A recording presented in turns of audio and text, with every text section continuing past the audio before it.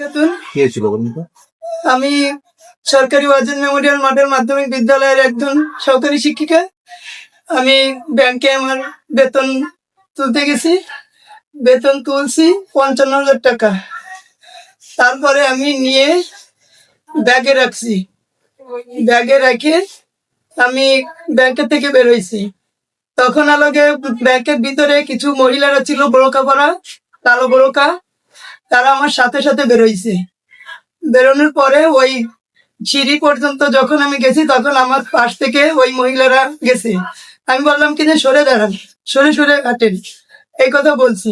সিঁড়ি পর্যন্ত যাই গেছি, তখন আমি ব্যাগ খুলে আমি আর টাকা পাইনি। আমি আমার মেয়েকে বিকাশে টাকা পাঠাবো। ঢাকায় আমার মেয়ে জাহাঙ্গীরনগর ইউনিভার্সিটিতে পড়ে, সে অসুস্থ, তার ফাইনাল পরীক্ষা, এই জন্য আমি তাদের বিকাশ করতে গেছি।